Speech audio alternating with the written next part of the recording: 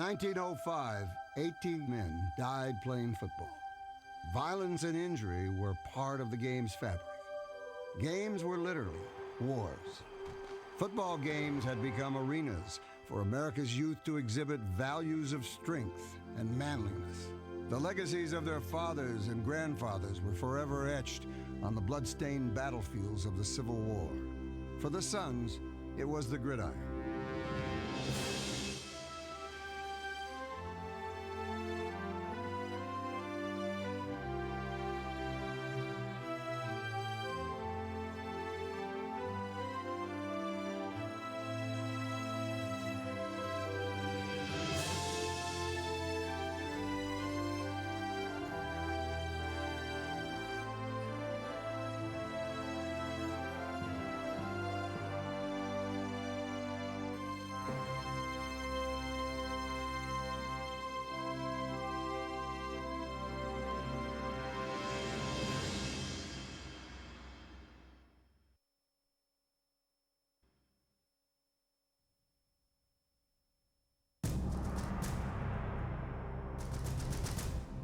One year after General Robert E. Lee and Ulysses S. Grant ended the bloodiest war in American history, students from two northern schools, separated by a mere 16 miles, renewed their rivalry.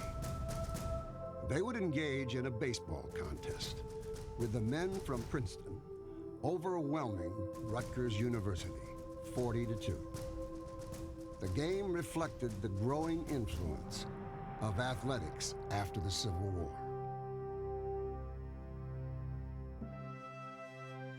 Their fathers, and perhaps for some of them their grandfathers, had been in the Civil War. They had had this kind of manly experience, and many of these young men were looking for something to just show that they were rough, tough, able people.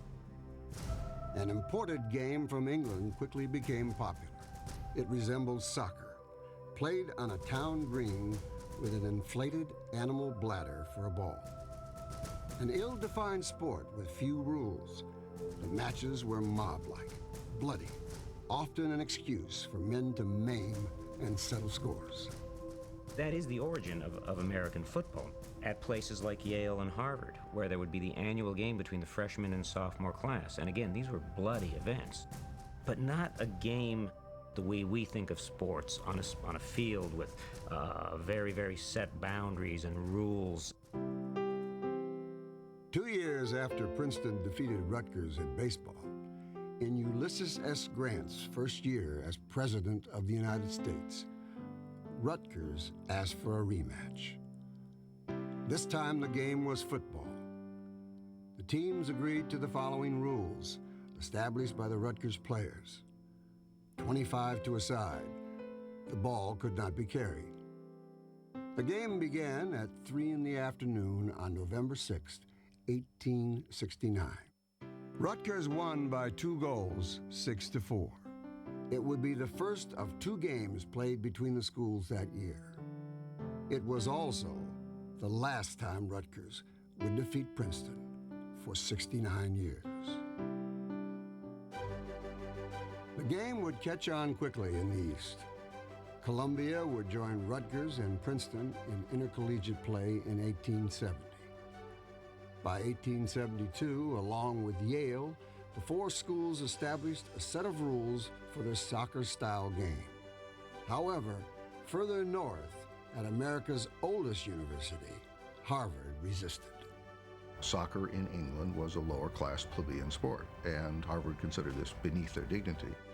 Instead, the Crimson learned a rugby-style game from McGill University in 1874. Looking for other competition, the following year, Harvard captain William Whiting challenged Yale captain William Arnold to a football match. It was a watershed moment for the sport. So Yale played rugby, and Harvard, being a little more experienced, defeated Yale. I think that the 1875 was the first big game of American collegiate football. In the stands in New Haven that day, witness to Harvard's 4-0 victory, was a 16-year-old student in his final year at Hopkins Grammar School in New Haven. The next fall, he would be a freshman at Yale, and he vowed he would help his team avenge that embarrassing defeat. For Yale and the game of college football, Walter Chauncey Camp would accomplish that task and a whole lot more.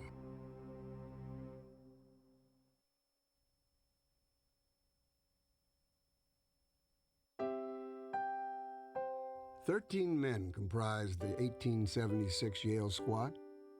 2 were freshmen. 1 was Walter Camp. It would be the start of one of the most remarkable careers in the history of American sport. As a player, he participated in 32 games and tasted defeat just once. As a junior, he was captain. As a senior, coach. It was the beginning of a love affair with the sport he shaped. Walter Camp, the coach at Yale, is the most important single figure in sport in the late 19th century. He gives a rationale for football. Football will teach these men self-discipline, not as wasting their lives, not as being useless, but as learning the importance of time discipline. The father of American football originally intended to become a doctor, remaining at Yale for 3 years in medical school until he realized he couldn't stand the sight of blood.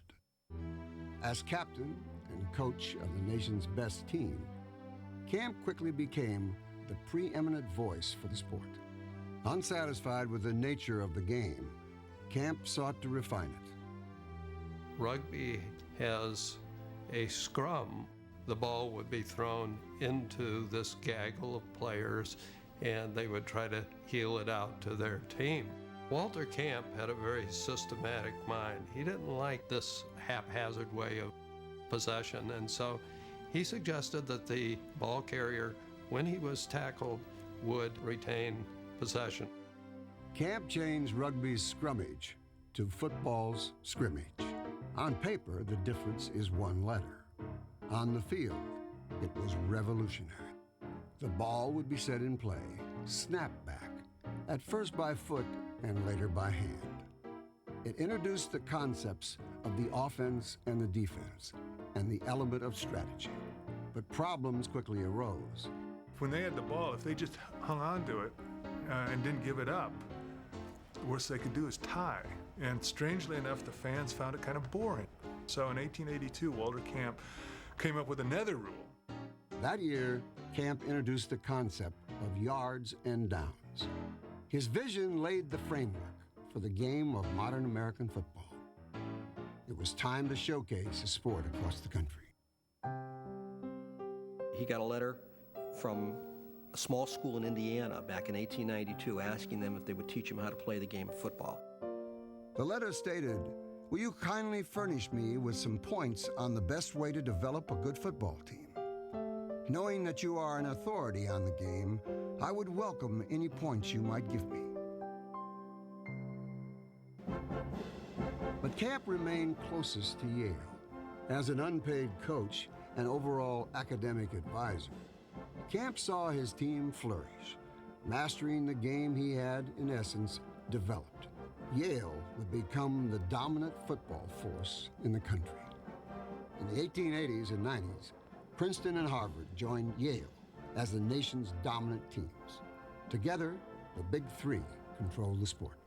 If you just think about it, it's very strange that this game played at a handful of elite universities in the Northeast would become a popular spectacle played around the country. And the explanation for this is the power of the popular press. Newspapers, starved for sports coverage in the fall after the baseball and horse racing seasons, turned to Camp's beloved football. The big media event, a Thanksgiving championship game held in New York between the best of the Big Three. It was the 19th century's Super Bowl. The attendance at these games increases from about 5,000 in 1880 to 50,000 by the early 90s. People who have never had anything to do with any of these colleges are suddenly really interested in this game as a spectacle and as a social phenomenon. Capitalizing on the attention and profits, the father of American football turned from on-field innovator to marketer. In 1889, Camp introduced the concept of the All-American team, creating the first known stars in the game. You go to the College Football Hall of Fame and you'll see everybody's in there. It's Walter Camp's All-American team. And when you walk down the halls, that's all you see is Walter Camp. Camp would stay active in football throughout his life, promoting the game's inherent values off the field and devising strategy on it. I think war, industrial competition, survival of the fittest, they all come together for Walter Camp, and football exemplifies all three, and to him is the greatest thing ever.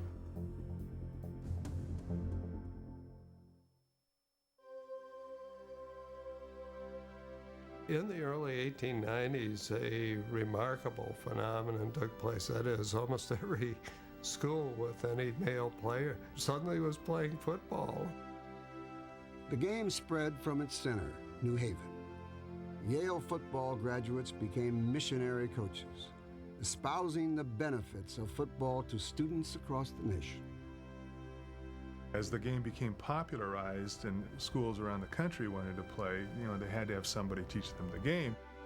More often than not, it was a Yale alumnus who happened to be in the area, or perhaps, was hired to come out. Yale in the early days was very much the cradle of coaches, and probably about 15 schools got their very first coaches from Yale.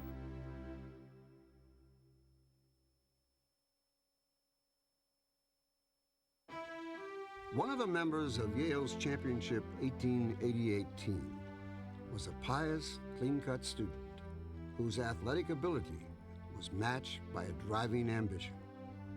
As a Yale divinity student, Amos Alonzo Stagg played football, making Walter Camp's first All-American team. Stagg was perhaps a greater talent at baseball, but he viewed that sport as too vice-ridden.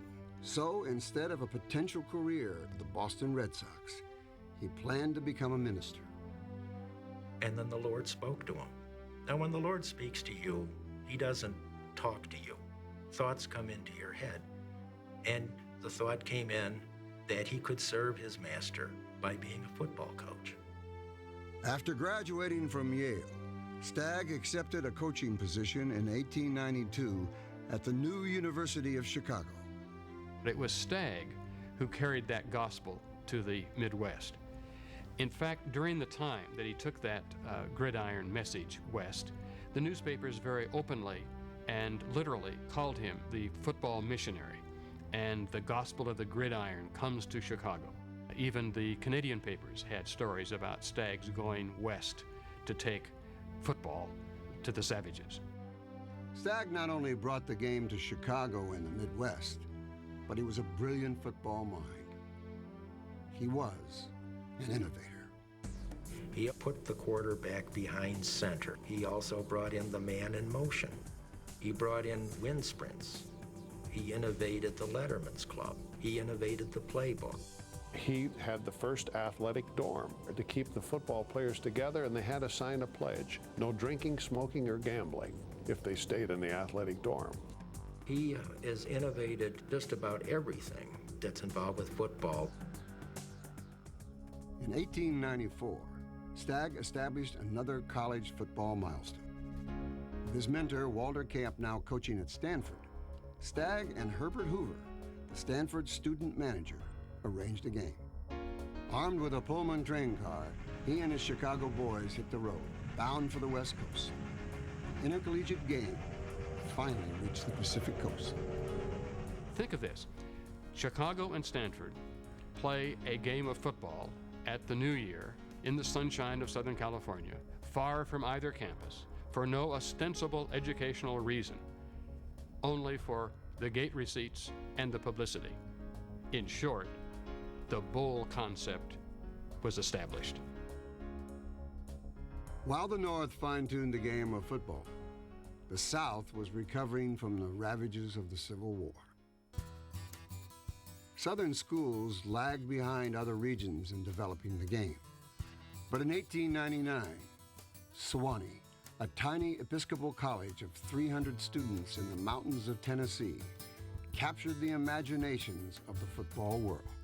The 1899 Sewanee team opened its season with 4 wins, outscoring opponents like Georgia, Georgia Tech, and Tennessee by an average of 36-0. The squad then embarked on the most ambitious road trip to date. They went on the road, 2,500-mile trip. Sewanee traveled to Texas and won. Then 3 wins in the next 3 days at Houston, Texas A&M, and Tulane. They rested on the Sabbath, then beat LSU and Ole Miss. 5 big victories in 6 days, all shutouts.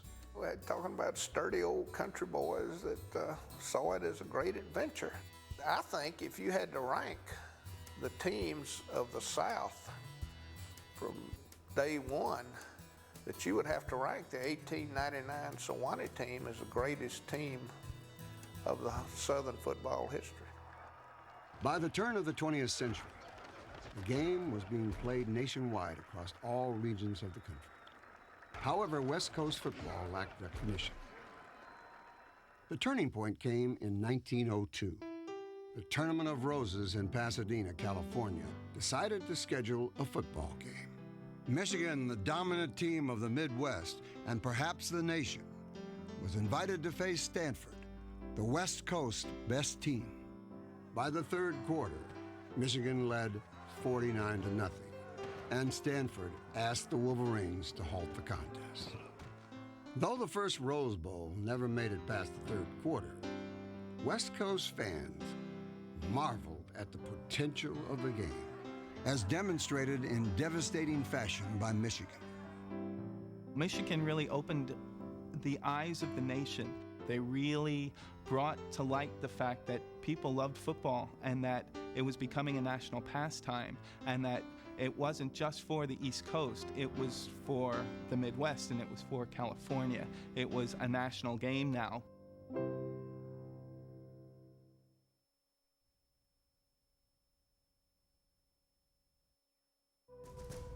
Since 1875, the year Harvard introduced Yale to the rugby game, until 1894, the Crimson claimed victory only once against their arch rival.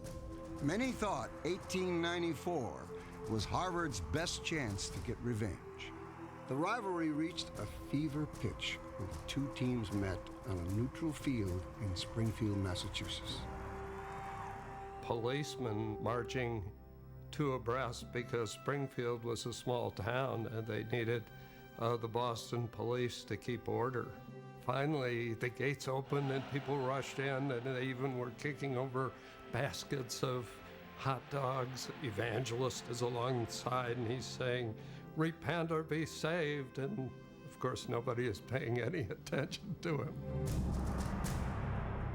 The atmosphere before the game had the feel of an impending battle. The game itself was a war. By the end of the game, 1/4 of the players were so badly injured they could not return. Yale captain Frank Hinkey, known as a ruthless player, further inflamed the situation with a late hit, breaking his opponent's collarbone. Shortly after, another Harvard player, Murphy, suffered a head injury, yet remained in the game. People didn't realize what concussions were unless the player was out cold and practically dying on the field.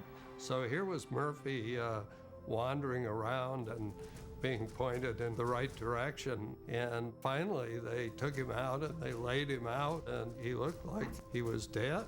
Actually, Murphy was not dead. Yale won the battle that day, but the game of football suffered. The violence appalled those in attendance, and more importantly, those covering the game for the newspapers. A newspaper in Germany somehow got wind of this and wrote an article about ambulances pulling up to the scene and bodies being carted away. It was almost sound like something like a miniature battle of Gettysburg. Yale and Harvard would not meet again until 1897. The game itself was at fault. There was no forward pass to spread players around the field. A mass momentum play called the wedge, or V-trick for its shape, was a dominant strategy, where the ball carrier was protected by a front line of teammates. It was unbelievably violent. You know, the maimings and even deaths, you know, were really shocking. It was mass brutality. There was no headgear, there was no protection, there was what they called push and pull football, where the ball carrier would get catapulted through the line of scrimmage. And these players were wearing leather vests that had been stitched together in the front. Well, some would have handles sewn on the back, so they would grab them on the back and hurl them across the line of scrimmage. Players of the era were not content with merely winning. The goal was total annihilation of the opposing team.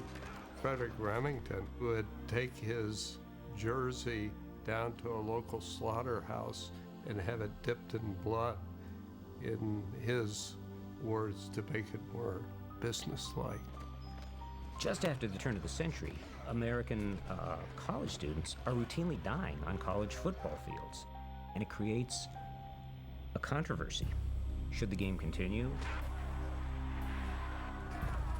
Roosevelt, as president, was very interested in the ability of American males to show their manliness, their courage, their fortitude through sports.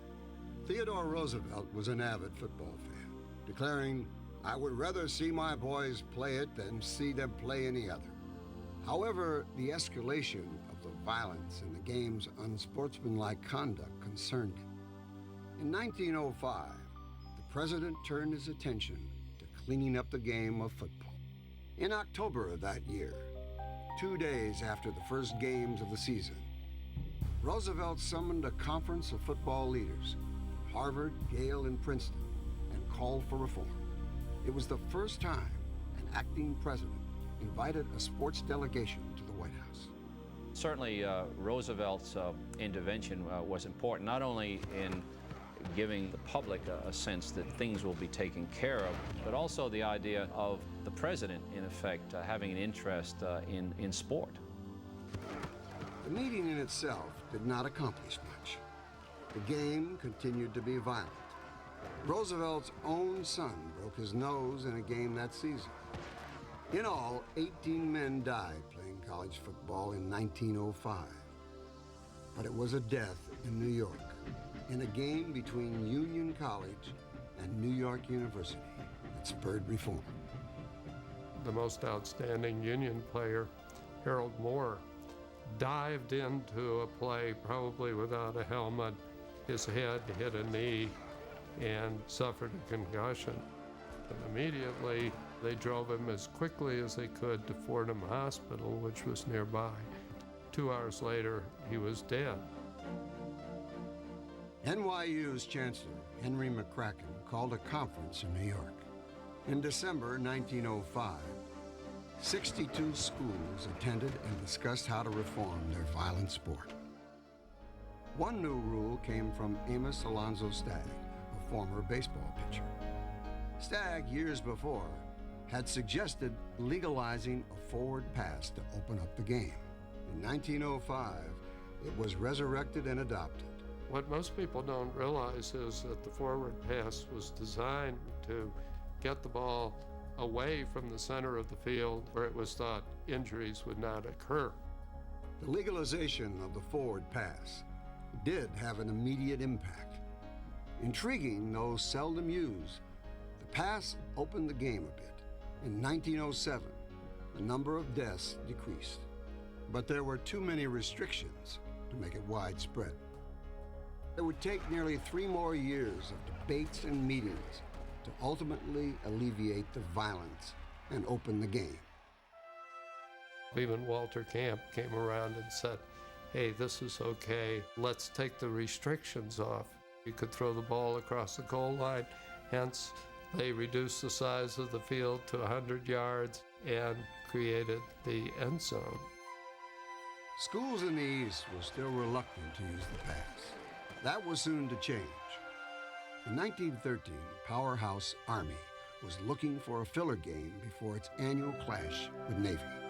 That same year, a small Midwestern Catholic school named Notre Dame hired a disciple of Amos Alonzo Stagg. Jess Harper became its head football coach. Army gave Harper's Notre Dame team its free date, November 1st. Notre Dame's quarterback was 145-pound Gus Doré. His prime target was Newt Rockne. College football would never be the same.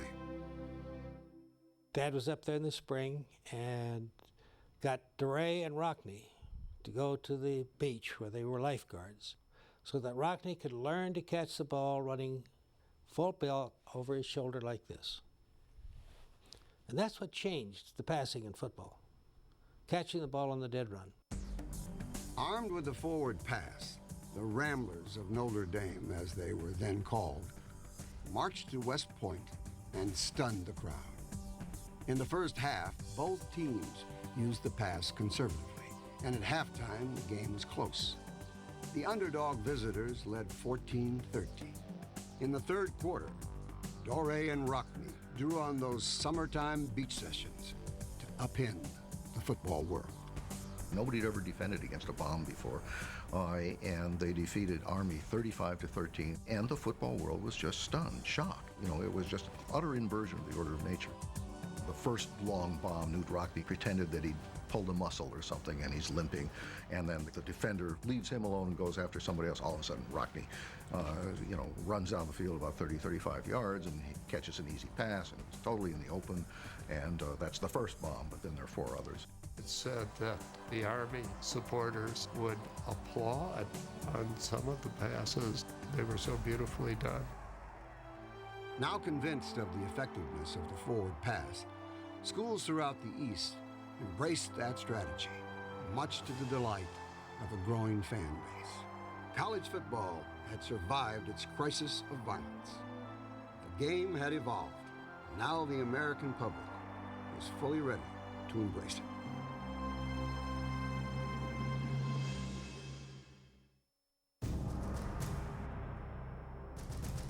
By 1915, Europe was steeped in trench warfare. World War I, the war to end all wars, had yet to involve the United States. But Americans were aware of the horrors of battle. With the European war as a backdrop, college football was viewed on a different scale. The game had taken on a mantle of respectability. Newspapers, once critical of the game's violence, now lauded its healthy, competitive spirit. By 1917, the U.S. entered the fray. American college campuses emptied as military-age students entered the war. But the war's effects ran deeper. The two sports that benefited most from World War I were very clearly boxing and football, because there is a violent nature to both of them. And I think in the military mind, this has some payoff on the battlefield. And analogies would come from this. The long bomb, getting over the goal line, making the big march. Soldiers on Army bases were taught how to play football, or taught how to watch other people playing football. And the idea that football was not only recreational and entertaining and so on, but also, helped build soldiers. The other thing that happened in the First World War, there was an appallingly high percentage of American men who were unfit for the war. After the war, there was a real heightened sensitivity to the need to create a more physically fit American population. And football and other school sports were going to be one of the main ways that that could be done. In 1919, with the war over, thousands of college-age men were heading back to school with an understanding and an appreciation of football. The game's rules had changed, and now to accommodate demand, its infrastructure was ready for improvement.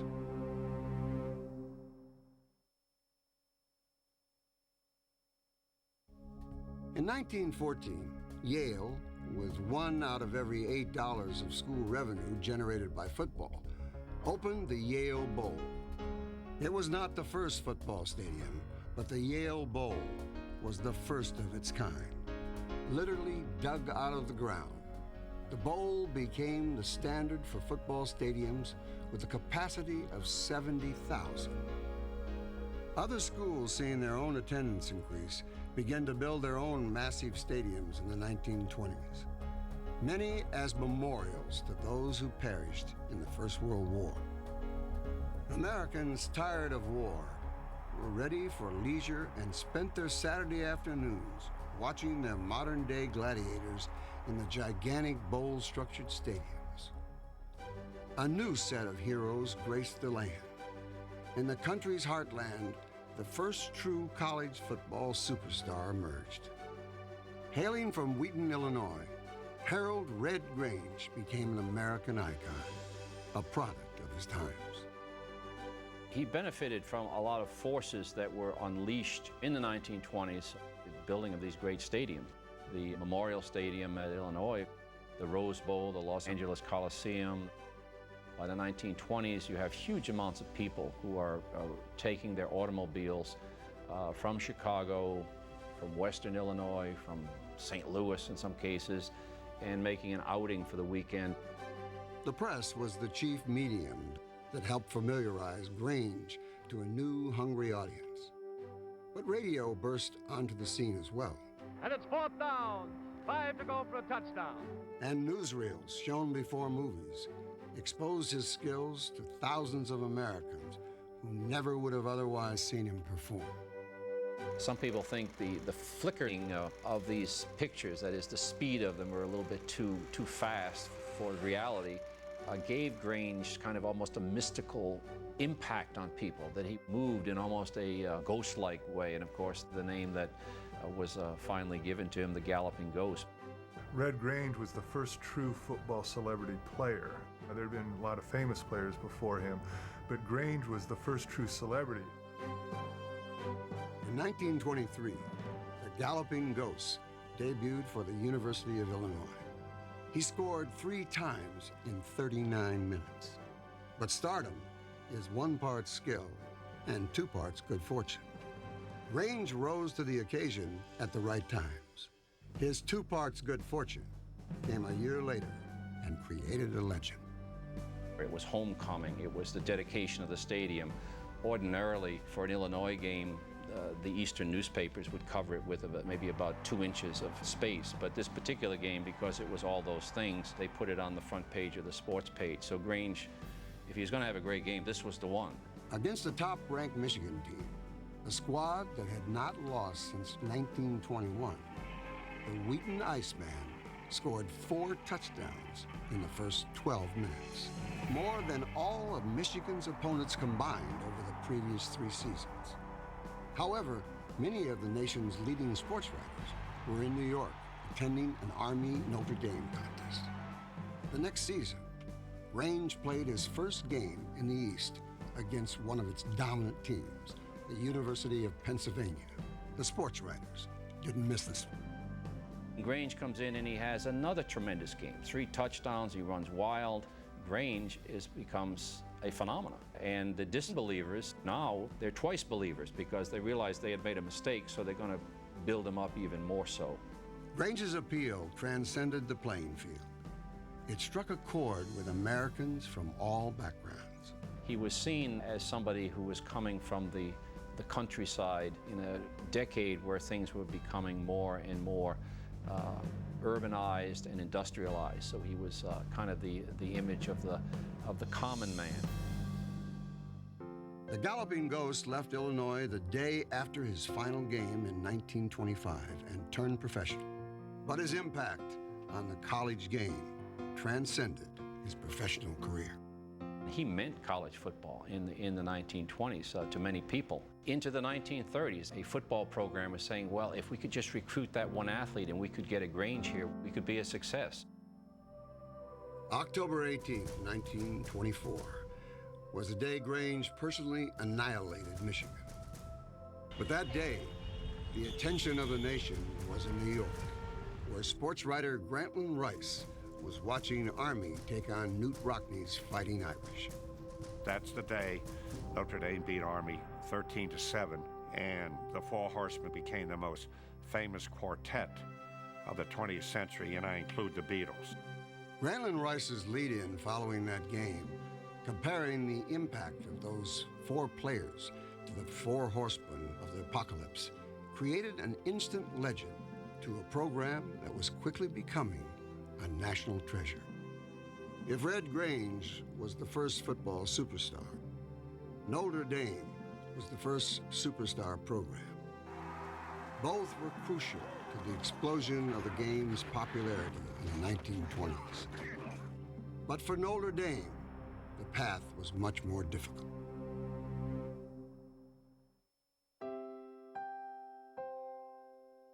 In 1842, a French priest, Father Sorin, was given a tract of land near South Bend, Indiana, to start a school, mainly to serve as a preparatory institution.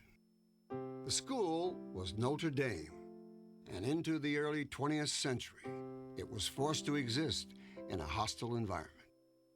The Klan ran the state, essentially. There was, in 1924, a very famous incident where the Klan held a huge clavern, as they called it, in South Bend, and the plan was to march on Notre Dame. The Notre Dame students came out and fought the Klan and fought the police and beat them up, essentially.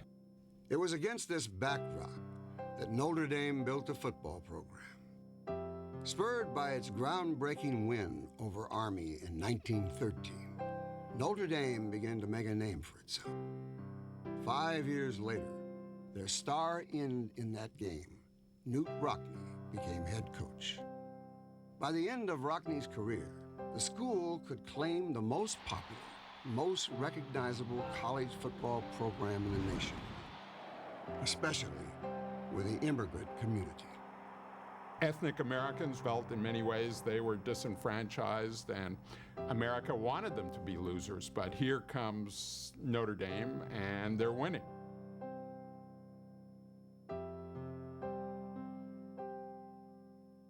On the basis of religion, Notre Dame was outside the mainstream college football world in the Midwest.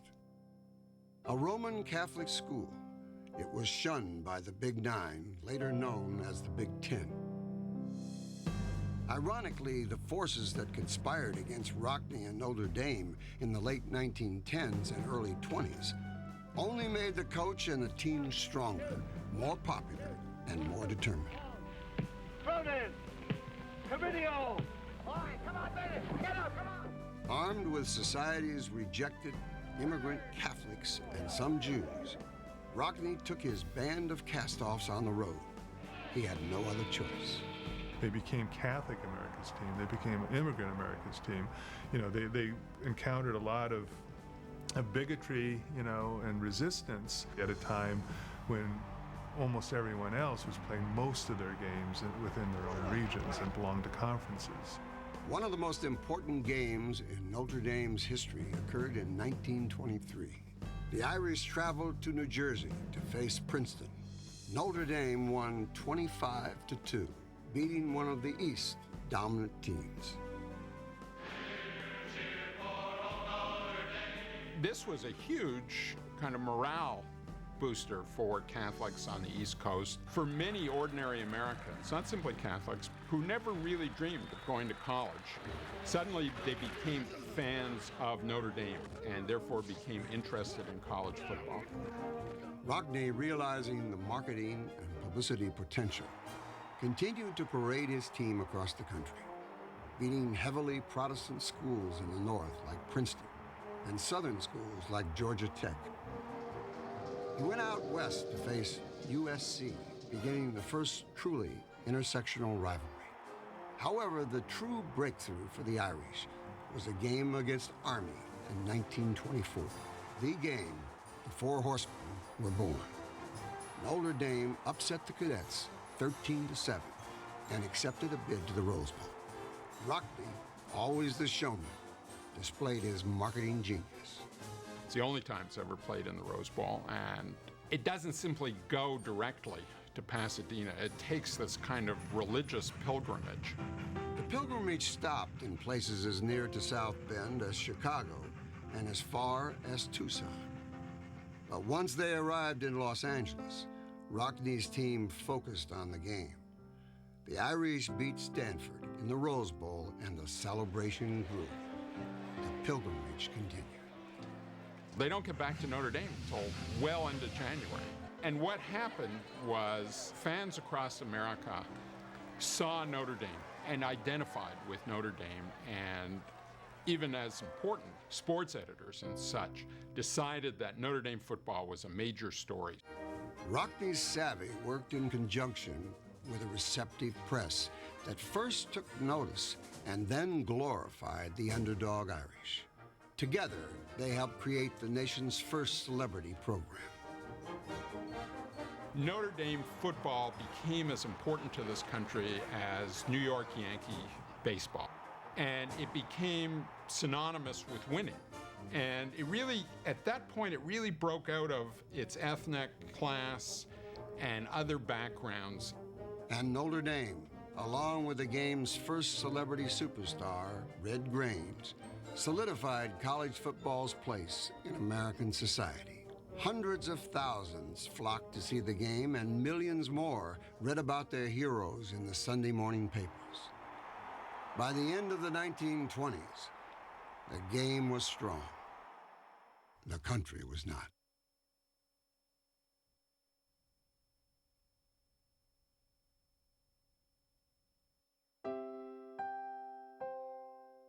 As America headed into the 1930s, the nation plunged into depression. However, the appetite for escape only increased. Radio and movies boomed. The radio's impact on American life and sport was immense. Now football fans could follow their teams at home and on the road. Another medium also had a large impact on the game. The newsreels, clips of Americana shown before movies. And the Yankee Stadium crowd settles back for a thriller. Army's ball, Kenny gets hold of it and sends it on its way to Hall, who snakes along for 15 yards. Newsreels captured the pageantry of football, the bands and the cheerleaders and the card sections and all that stuff because they were visually so interesting. Football became not just an aspect of American leisure life, but a real part of American life more generally. Football's popularity continued to grow, but it adapted to the times. No longer could fans support teams at the gate like they could in the 1920s. Entrepreneurs searched for new ways to draw crowds to marquee games, especially in the Depression-plagued South. Emulating the Rose Bowl, bowl games cropped up in major cities like Miami, Dallas, and New Orleans. A lot of this was simply to draw in tourists and revenue. It was an extension of the intersectional game, which had been so popular in the 1920s. New bowl games had another effect. These games, in which the best schools from the North competed against those from the South, provided entertainment for an otherwise depression-ravaged South. It was a way for them to uphold the things that they believed in the South and represented against some other national powerhouse. You know, people listening on radios from Alabama to Louisiana or Tennessee of what was played in the Cotton Bowl or what was played in the Sugar Bowl or the Orange Bowl. And to be able to sit down maybe at a local store and have a soft drink and listen to a football game on radio, it gave you that little bit of inspiration to go into the next week. As the calendar turned to December 1941, college football had completed its most successful season to date. But as the winds of war were again brewing, college football would face yet another hurdle, and this one would affect the framework of the game for the next 30 years.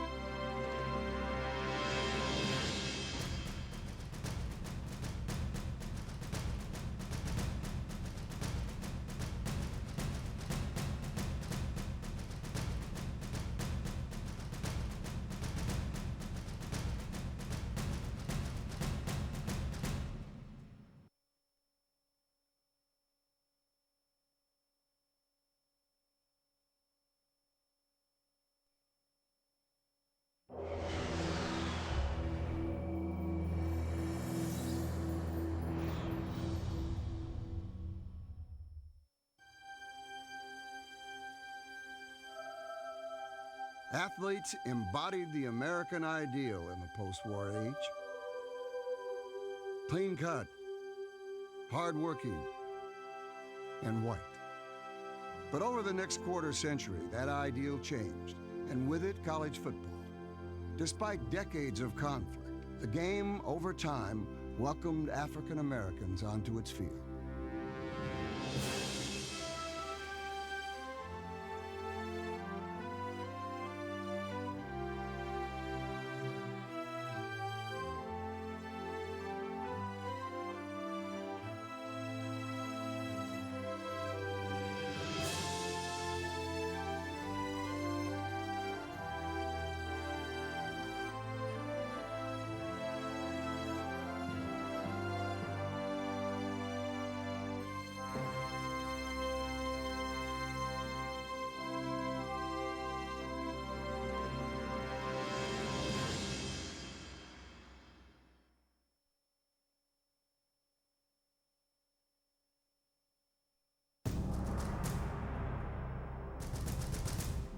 A week after Pearl Harbor, Lieutenant General John DeWitt, commander of the military forces in the West, ordered California's governor to cancel the 28th Rose Bowl.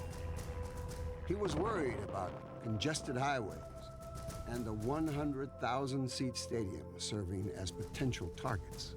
DeWitt's commands were heeded everywhere but in Corvallis, Oregon. The Oregon State Beavers had completed their most successful season to date and were bound for Pasadena to face Wallace Wade's Duke Blue Devils in the Rose Bowl. Percy Losi, the athletic director at Oregon State, thought that playing the game would be good for morale and drove down the coast to meet with the general. At Bayonet Point, Losi was told that there would be no Rose Bowl game, and DeWitt threatened to call the troops out if necessary. During the war, it was blackouts all up and down the West Coast. People couldn't leave the lights on in their house because there was this fear of Japanese submarines, which were out there. Without much hope of playing in Pasadena, Losi called Wallace Wade to talk about alternatives. Wade, who was no fan of the West Coast, having lost his last Rose Bowl to USC, told Losi that they should play the Rose Bowl, but in Durham, North Carolina. Duke was heavily favored in the game, but a motivated Oregon State squad came east and won the historic contest 20-16. It would be the only time the game was played outside of Pasadena, and the only Rose Bowl Oregon State ever won.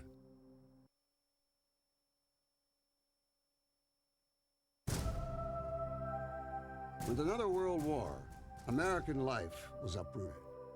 The country's focus was now on the battle around the globe. However, Roosevelt insisted that sports, like college football, continue. As in World War I, campuses were depleted of military-aged men. At the same time, the military set up training programs where many of the nation's best athletes, both officers and recruits, prepared to go to war and played football. Army would load up with all these college football players, who had used up their eligibility at other schools, but because they were now, quote, in the military, they could play for West Point. So that's where you got Mr. Inside and Mr. Outside. Mr. Inside was Doc Blanchard, Mr. Outside, Glenn Davis. And between them, opponents were devastated. For 2 seasons during the war, Army didn't lose a game. It creates incredible inequities. You'd have a school like Nebraska playing with 18-year-old freshmen, for the most part, who hadn't been drafted yet. They were depleted of talent because most college football players were often, fighting Japan or fighting the Fuhrer. Besides the dynasty that was created at West Point, American college-age men recruited for war were training at military bases. They formed teams and played football against colleges. Stacked with talent, military training teams like Iowa Pre-Flight and Great Lakes Naval Station found themselves near the top of the polls. The Japanese surrendered on August 14, 1945. The soldiers came home, and again, college football would adjust. It boomed. The GI Bill made it possible for thousands of war veterans to attend American universities and their football games. As the 1940s moved to a close, however, there remained a critical issue yet to be resolved: African Americans' place in the modern world of college football. Before Jackie Robinson broke baseball's color barrier in 1947, he was a star at UCLA. Robinson excelled at track, baseball, basketball, and of course, on the football field as a breakaway halfback.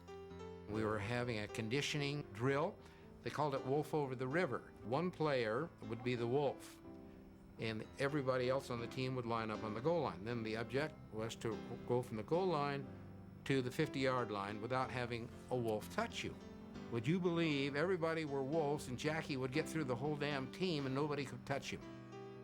Robinson, the most famous African-American pioneer in sports, continued the legacy of limited black participation in college football, dating from before the turn of the 20th century.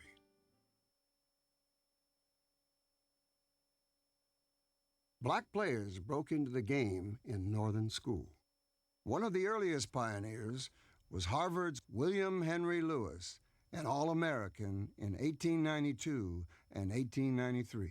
He was like many of the other African-American athletes in predominantly white university sport at that time, in that he came from an upper middle class family, somebody who would go on to an outstanding post-college career, becoming an assistant attorney general under President Taft's administration in 1911.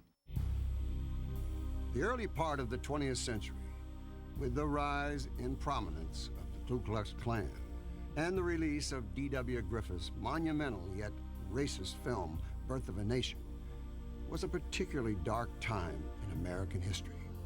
But in this climate, two black players rose above the repression and the adversity, becoming two of the best players of their day. In 1950, Fritz Pollard was on his way to Dartmouth, where one of his older brothers played football, when he got off the train at Providence and visited Brown University. He never got back on the train to Dartmouth. At the time Pollard enrolled, approximately 600 students attended Brown. He was one of two black students. Pollard was ostracized by teammates. They gave him an oversized uniform, making him appear clown-like. His presence would clear out the showers. The football practice field was about 1.5 miles from the campus, so you had to take a little trolley car from the field back to the campus, and when he got on the trolley car to go back to the campus, everybody else got off. And Pollard was a tough guy. He had to be as tough to do as much as he did. He said tears came to his eyes. For Pollard, games were brutal. He was constantly subjected to racial taunts from the opposition, their crowds, and their communities. The word he used, that he was niggerized at both Harvard and Yale. They called him all kinds of things, and particularly at Yale, the constant singing of Bye Bye Blackbird, which was directed at Pollard. He couldn't enter the stadium with his team. The team went in first, and then Pollard came darting out just as the kickoff, for fear that there was going to be a riot. In 1916, Pollard made Brown into a national power and led them to a berth in the Tournament of Roses game. Fritz Pollard became the first black player to play in a bowl game. He faced a lot of discrimination in terms of the hotels. On the Pullman car, he wasn't served meals unless his teammates, who would finally come over to his side, raised a ruckus to get him. But moving anywhere or eating anywhere or staying anywhere for a black man in the white society was just as difficult. The same year Pollard stepped onto the gridiron in Providence. In New Jersey, another black player had ambitions of a college football career.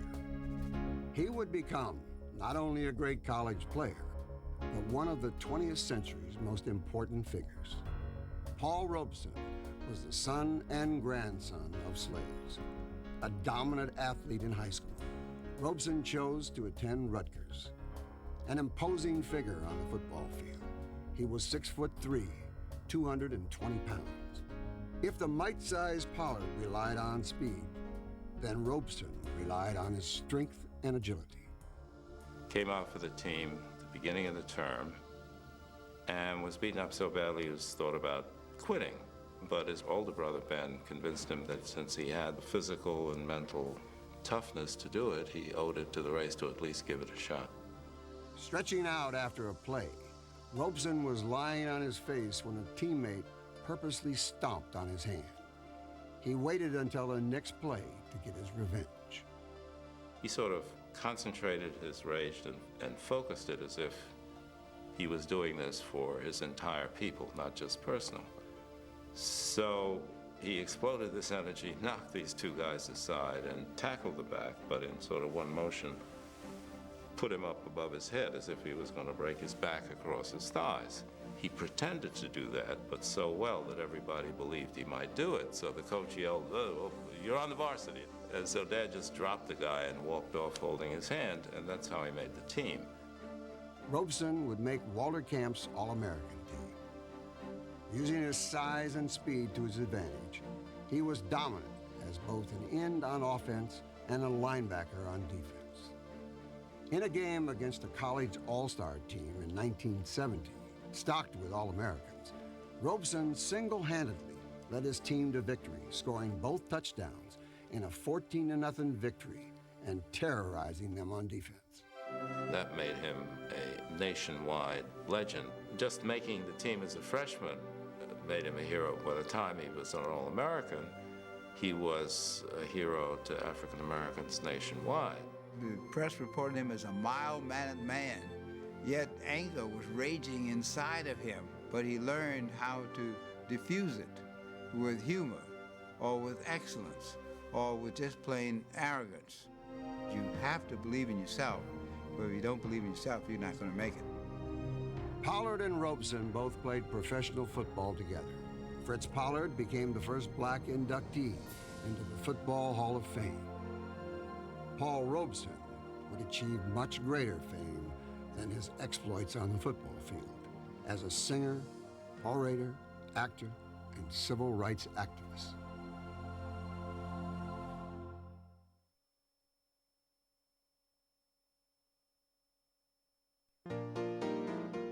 In the 1920s, Red Grange was running all over the opposition and the headlines in white America. In the Black South, it was Ben Stevenson.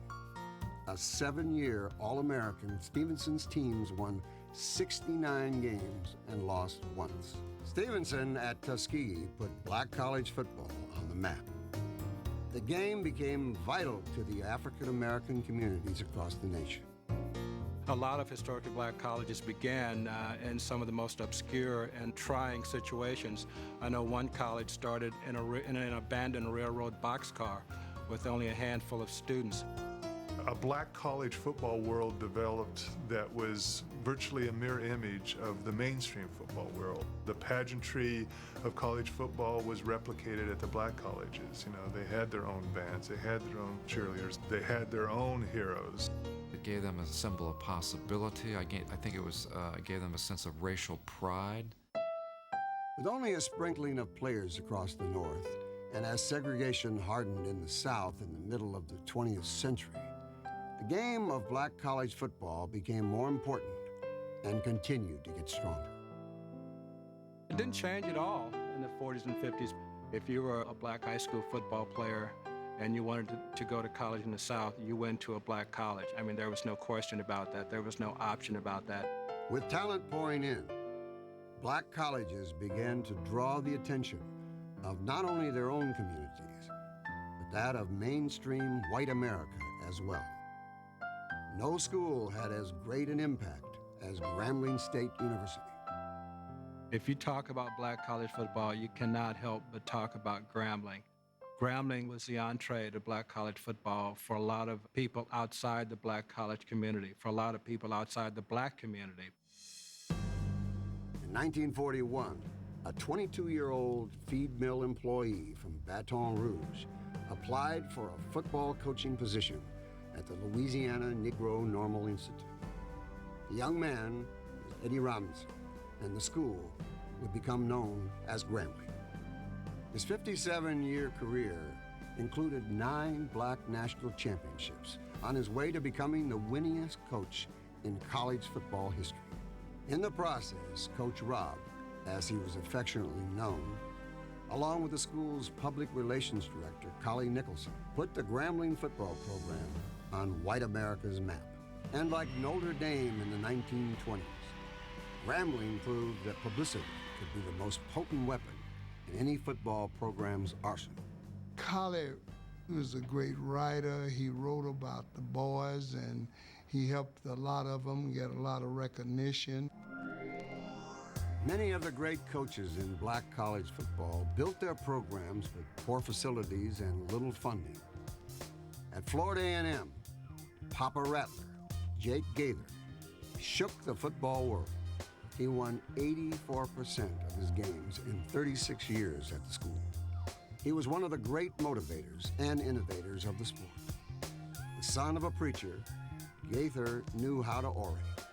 Coaches, both black and white, attended his coaching clinics, held annually in Tallahassee. He was revered by his peers and his players. Florida A&M one year had 7 players who were world-class sprinters, including Bob Hayes. Hayes went to the 1964 Olympics, and Bob's getting a lot of press. Bob comes back to join the football team, and a lot of his teammates were jealous about it.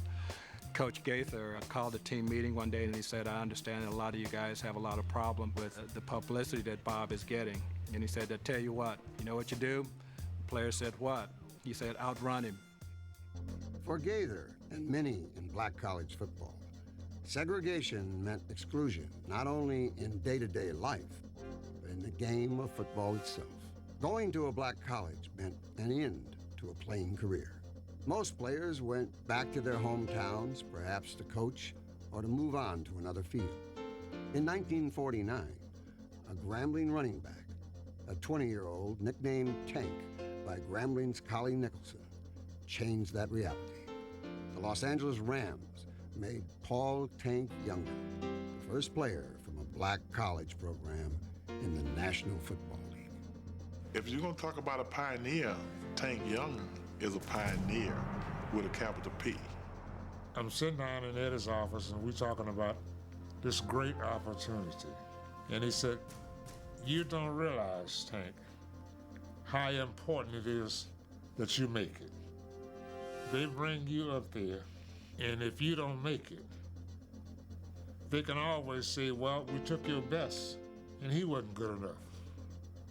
And he says, no telling when another football player from black college will get another opportunity. When he left, I carried him to the train, and the guy looked at him, he said, hey, Tank, you think you're gonna make it? He said, if they playing football, I'm gonna make it.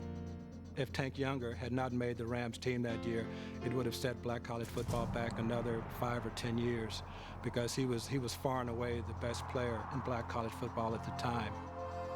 Black college football programs down south were instrumental in sending some of the most talented players in the country to the professional ranks.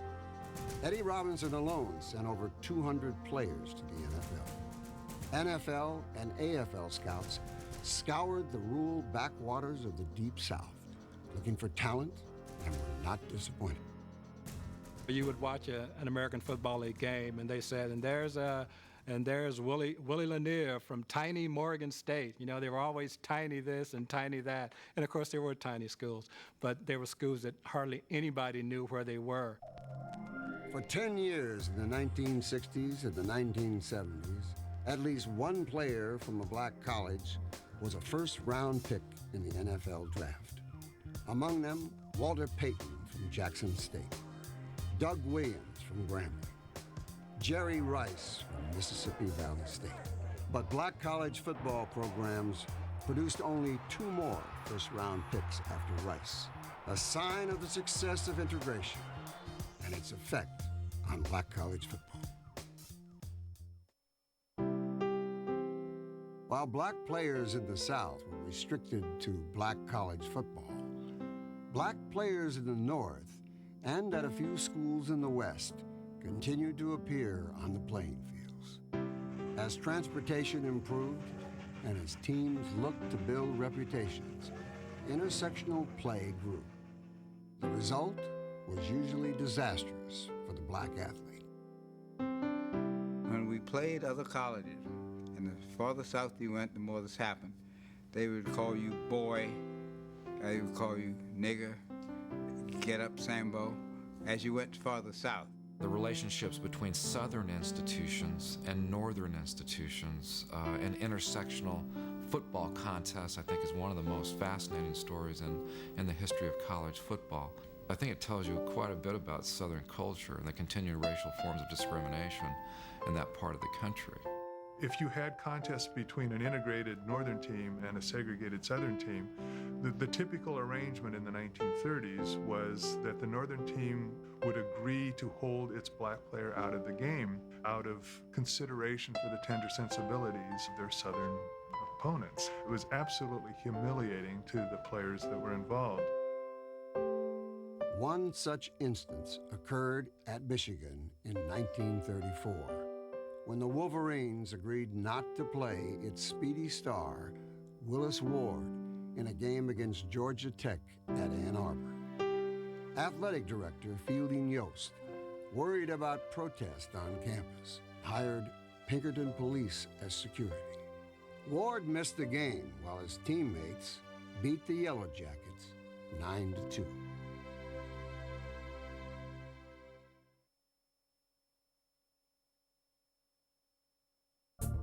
Racism would rear its ugly head in several incidents on the field as well.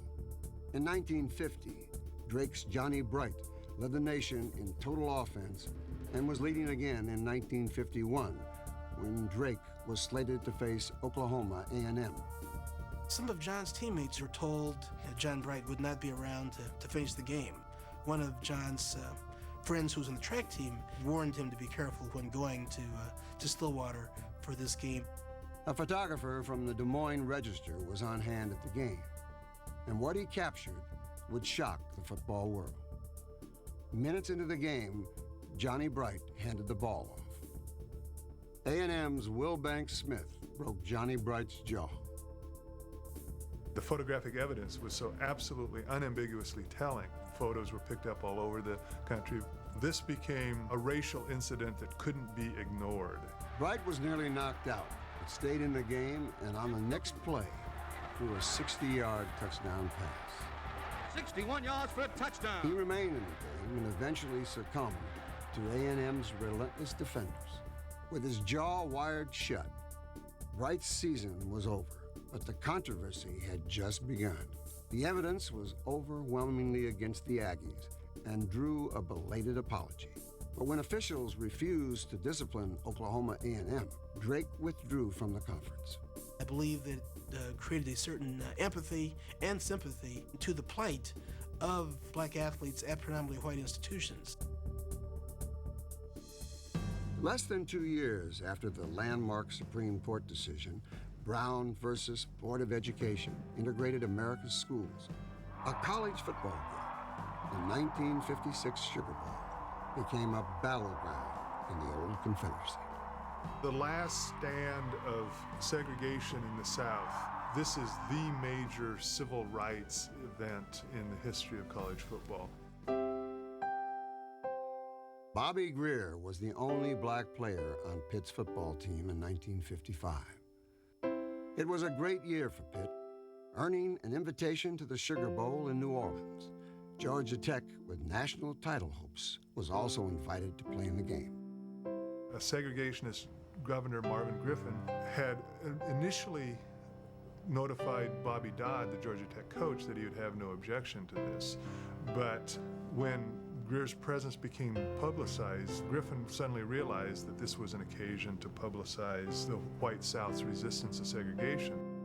Well, back then he says, well, why are they doing this? We played teams, Southern teams that come up north and played, and we had no problems. But I'm just sorry it happened. I just wanted to play football. First chance to ever play in a bowl. Governor Griffin telegraphed the Georgia Board of Regents, "The South stands at Armageddon." The battle is joined. We cannot make the slightest concession to the enemy in this dark and lamentable hour of struggle. A strange thing happened. That is that the students became incensed that their team would not be in the final rankings if they did not play. Well, they wanted them to go to the Sugar Bowl.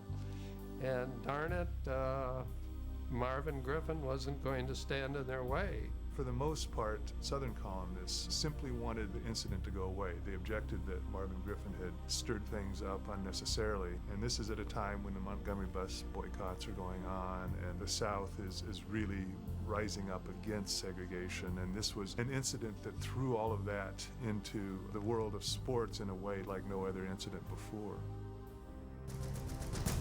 Georgia Tech students converged on the governor's mansion, overturned cars, and hanged Marvin Griffin in effigy. The state police were called to put down the riot. Underestimating the power of a sporting event, Griffin had no other choice. He backed down. The game itself was a tightly fought struggle. It remained a scoreless tie until late in the game. Bobby Greer was covering an incomplete pass. And I covered a gentleman's named Ellis. Now I was covering him all the way down the field, and next thing I know, I got pushed in the back, and I'm on the ground and looking up, and the ball's going over his head.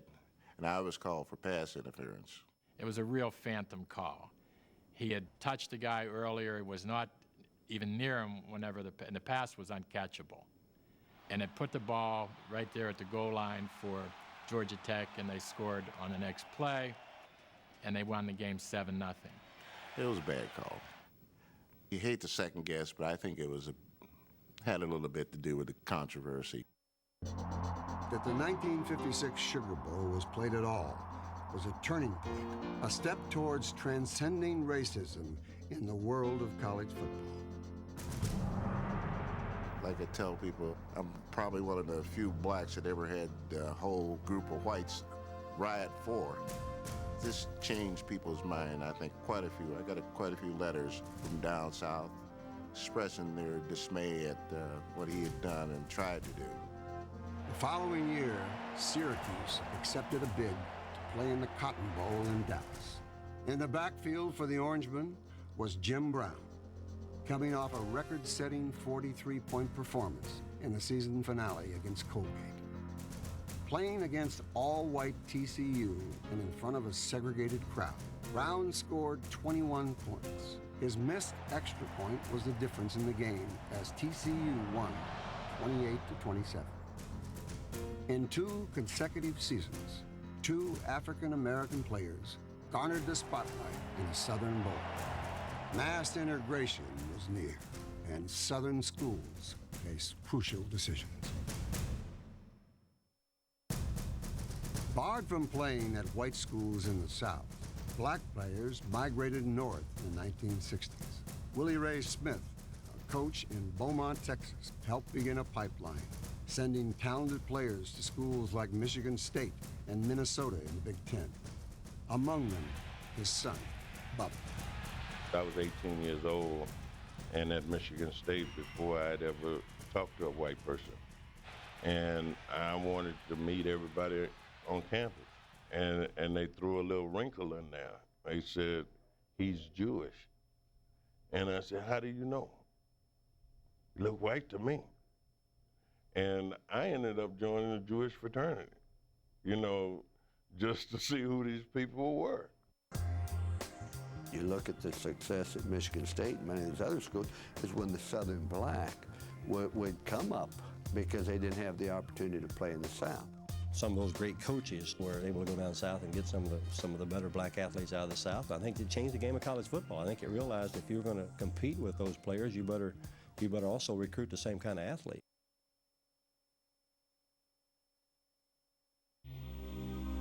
The Southwest and South resisted. Integration moved at a glacial pace. Jim Crow ruled and melted away slowly. Now, looking back, my God, how? Why? You can trace it back historically to the Civil War and slavery. But when you look at another human being's eye, and you've grown up with that person, playing Cowboys and playing football. Why, from a human standpoint, why was it perpetuated for so long? First, teams in the Southwest began to change. In the mid-1950s, Oklahoma head coach Bud Wilkinson turned to a local high school player to tear down Oklahoma's color line. Prentice Scott is 14 years old, and he loves Bud Wilkinson, but he knows he can't depend on being able to play at Oklahoma because he's black. One afternoon, Prentice and two of his teenage buddies get on a bus and go to the stadium. And they think it's going to be barbed wire fence and they can't get in. Well, they just climb this wall and there's nobody there. It's summer.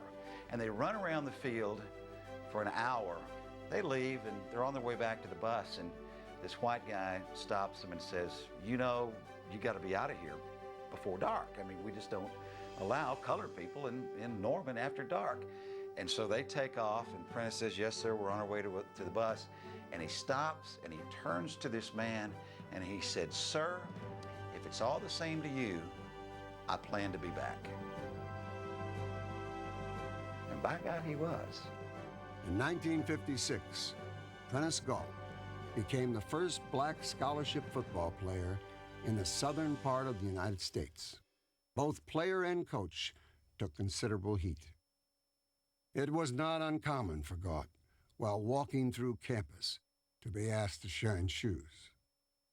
I think Prentice Scott will tell you that it was one of the hardest things he ever went through. In fact, he got his doctorate in psychology because he wanted to study himself and find out about this sadness that had come out of this experience. Initially, there was a distancing. Guys on that team needed to see me play. They needed to see what kind of heart I had. You do feel a little bit like you're going through it alone. I was saying to myself, when I was going through it, nobody else is experiencing this. There were days that you were really down, and yet you had to build yourself up to get out there just to practice, tossing your cookies and saying, I got to stay if I'm going to stay. In Galt's 3-year career, the Sooners would lose only 5 games. Integrating Oklahoma was a success, but it was perhaps the hardest victory of Prentice Galt's career.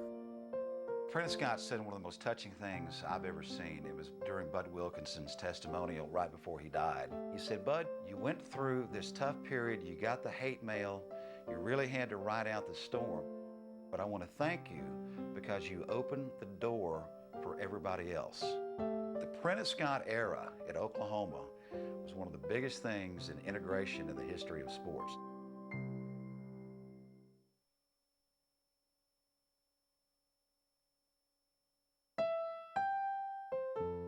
The SMU Mustangs won back-to-back Southwest Conference titles in 1947 and 1948. In the first 2 seasons of the 1960s, the team went 2-20. The once proud football program turned to a young assistant coach from Arkansas, Aiden Fry, to lead the Mustangs back to prominence. At the time, the Southwest Conference, one of the most powerful in the nation, was totally segregated. In Fry's first 3 years, his squads won only 7 games. It was time for a change, one that would also shake the foundation of Southern football. The SMU administration, they were behind him when he said that this is what he was going to do. But, of course, there was a lot of alumni and football fans who flat did not want it to happen. Hayden Fry had an eye on an African-American player from Beaumont, Texas. The coach visited his family, discussed the intricacies of Southern cooking with his mother and grandmother, and spoke about the importance of getting an education. Nothing was mentioned about being the first African-American to play in the Southwest Conference.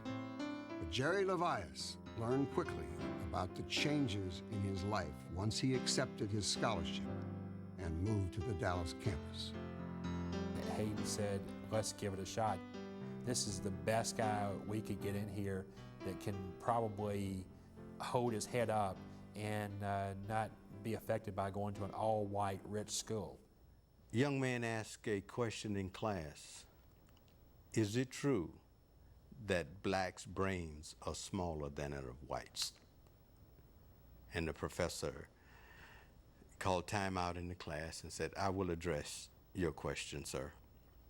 She said that I would take Mr. Levias's child.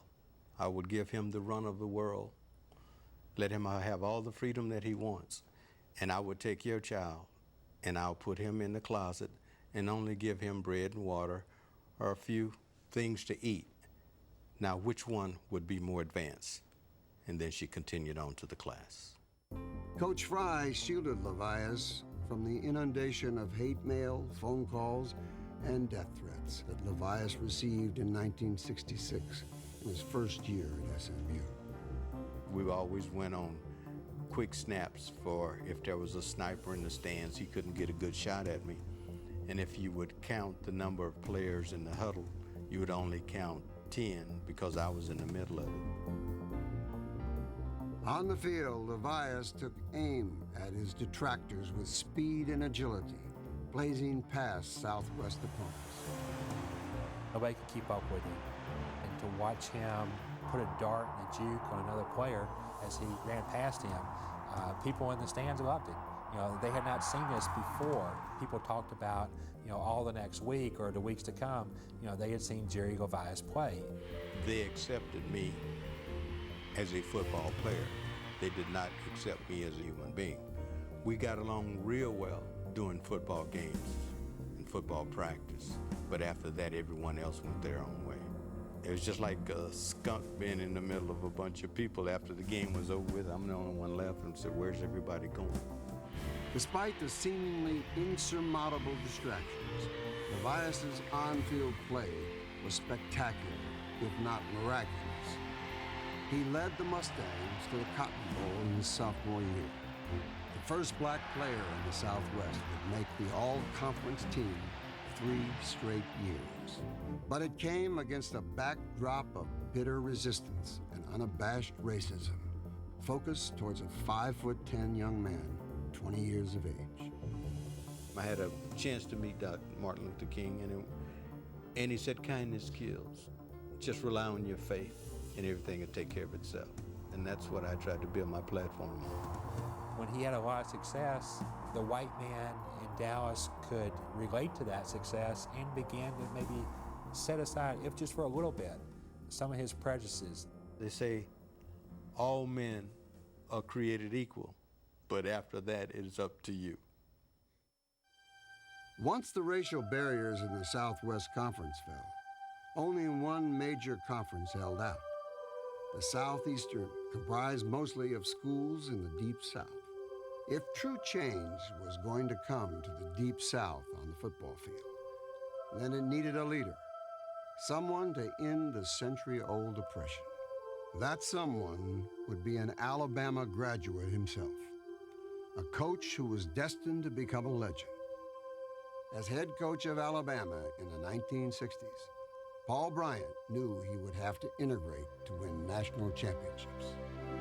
It seemed he went to a bowl every year, and he usually won. My late colleague Jim Murray used to say, yeah, Alabama's a champion of the white leagues. Now you look at Alabama and South Carolina and Mississippi, and you see lineups, you know, heavily black. And in a way, Bear Bryant, for all the criticism with his all-white teams, he was the leader of this change. Bryant said, enough of this. We don't need to be segregated on the football field. We can be integrated on the football field. When a man of his stature said, let's do it, then it was done, and I think it helped the walls fall. By the late 1960s, the northernmost schools in the SEC integrated, and Bryant felt it was time for the first black player to don an Alabama uniform. The only challenge was he had to convince his team, its fans, and the school administration that Alabama was ready. In 1970, Bryant needed an opponent. Meanwhile, on the West Coast, USC head coach John McKay, a coach who had successfully incorporated black players into his winning program, asked Craig Fertig, his 22-year-old assistant coach, for a lift in his car one day. So I turn here, turn there. Finally, we get to the airport. So I finally said, short term, long term. He says, short term. So I figured, well, short flight. So I'll never forget, 10 o'clock in the morning, we go to the Horizon Room of Western Airlines. He says, we'll have a cocktail here. So he still's not talking to me. And he looks at his watch and he says, we'll have another one here. And he said, well, he'll be here in about 5 minutes. Well, I don't know who he is. In he walks with his houndstooth hat on. Hi, Paul. Hi, John. What'd you want to see me about, Paul? Well, John, we'll have one more here. John, I'm going to offer you $150,000 if you'll come down to play us in Birmingham next year to open up the season. The meeting was short. The significance was monumental. USC traveled across country, perhaps across time as well, into white Alabama. Clarence Davis, a Birmingham native, scored twice for the Trojans. USC's other back, Sam Cunningham, shocked Alabama with 212 yards and 3 touchdowns. Southern Cal won 42-21. The result was stunning, and exactly what Bear Bryant hoped for. 2 black players in front of an all-white crowd against an all-white team ended segregation on the football field once and for all. I was expecting Coach Bryant to be really upset, and he says, John, I just want to thank you for what you've done for me and the University of Alabama. People were going crazy, and Sam scored 4 touchdowns and such, and so after the game, Paul came in and says, can I borrow Cunningham? And he took Sam Cunningham and asked him to come over to the Alabama locker room. And he told the guys in that locker room, says, guys, this is a football player. And he says, now, let me tell you this, gentlemen. Martin Luther King was a great man. But Sam Cunningham did more to integrate the South tonight than he did. Bear Bryant says, hey, we have to start bringing in kids like that if we're going to play football, because that's the way football is going to be. And even the people, you know, the real bigots down there said, well, the Bear says it's true, so it's true. 3 years after that historic game, 1/3 of Alabama's team was black. In 1973, the Crimson Tide won its first national championship since 1964. By the mid-1970s, college football had survived 30 years of crisis before the Deep South ended segregation. The game got better, faster, and more physical. And while the game changed on the field in the 1960s and the 1970s, off the field, it got bigger thanks to television. Television made fans out of millions of people that couldn't go to college football games. College football was expensive to go to, even back in the old days, but television brought college football to the front. It really started to grow in the 60s, and it really started to grow when ABC got college football in 1966. And Roone Arledge wrote the famous memo. He said, I don't want to take the game into the living room. I want to take the viewer into the game. What a wonderful way to spend a Saturday afternoon. Perhaps no sport has undergone such extensive change and evolution as the game of American football. No other game drew such passion, yet underwent such scrutiny. College football survived decades of violence and death, as well as later confrontations with religion and race. A game perpetuated by a Darwinist. It has survived the test of a century of evolution, and for generations added to the beauty of autumn afternoons.